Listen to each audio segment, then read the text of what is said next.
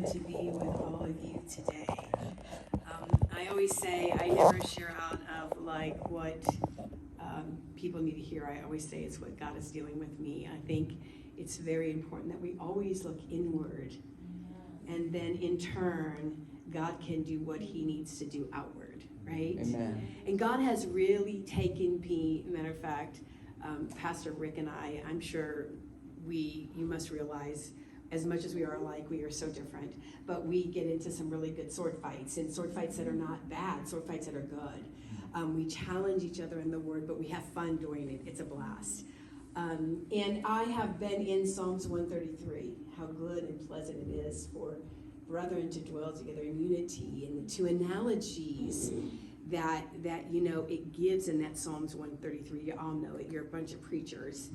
It's two things. It talks about the oil that is poured on the head of Aaron, right? That's the first analogy that he gives, and it goes down and to the ends of his garment. And then the second place that the psalmist takes us to is Hermon, the Mount of Hermon, that's where close to where Mount Sinai was. But it talks about the dew, or that it flows all the way down to Mount Zion, which was in Jerusalem. So 2 points of reference here, top to bottom.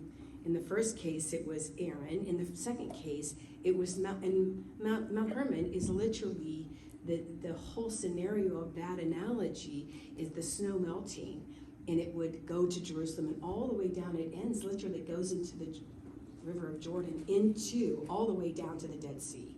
And matter of fact, I think someone once said it picks up 850 pounds of salt on its journey. And that's why the Dead Sea is the way that it is. Yes.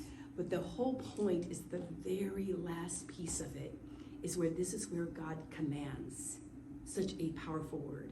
Commands blessing and life forevermore. That blessing, I think, is all encompassing of unity. Right? Mm-hmm. And so many times we look at that in church, but it's with your mate. It's in your family. It's in work. Unity. And unity is not uniformity. Amen. It's not. It's not uniformity. You don't need to be like me.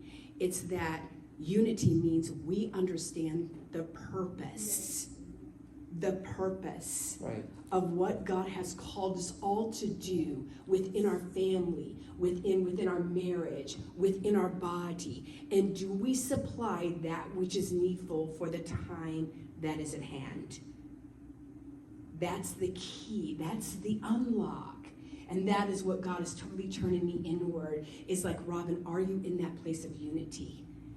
Are you in that place of unity so that I, in turn, can give you the fullness of my blessing that I've commanded you to have in your life? It's a command. It comes automatically as we flow in that. And I thank God so much for His Word. His Word is what brings life to us. And I'm so excited to be with you guys this week. And so God bless you.